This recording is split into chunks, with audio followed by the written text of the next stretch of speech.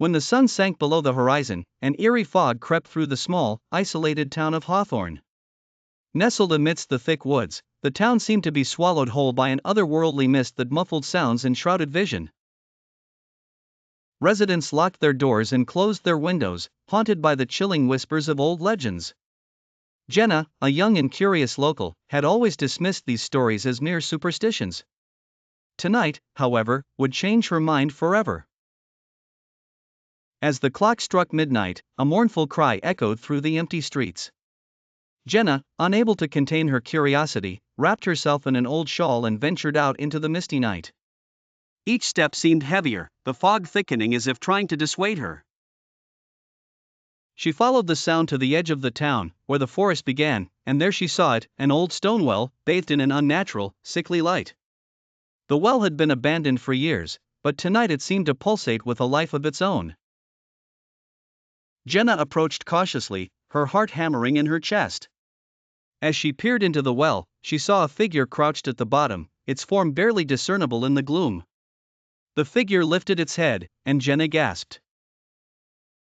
It was a woman, her face twisted in perpetual agony, eyes hollow and lifeless.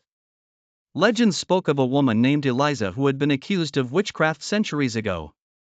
The townsfolk had thrown her down this very well, leaving her to die a slow and excruciating death.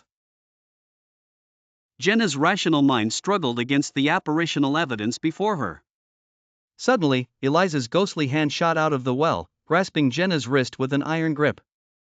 Cold seeped into her bones, and she could feel the despair and rage of the restless spirit. Panic surged through Jenna, but she couldn't pull away. The ghost's mouth opened, a voice like cracking ice spilling forth.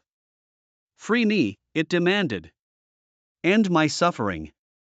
With a shuddering breath, Jenna nodded.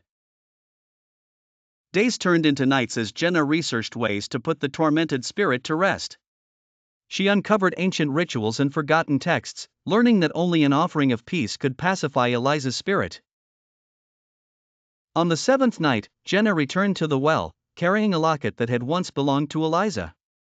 She murmured the incantations, her voice trembling but resolute. The ghost appeared once more, but this time there was a glimmer of hope in her empty eyes. Jenna tossed the locket into the well, and as it disappeared into the darkness, the ghost let out a sigh of relief. The oppressive fog began to lift, and the first light of dawn broke through the trees. Jenna knew that Hawthorne would never forget this night, and neither would she. The spirit of Eliza had finally found peace, and the town of Hawthorne was free from its haunting presence. But Jenna also understood something vital, that some legends are born of truths, and some truths are best left undisturbed.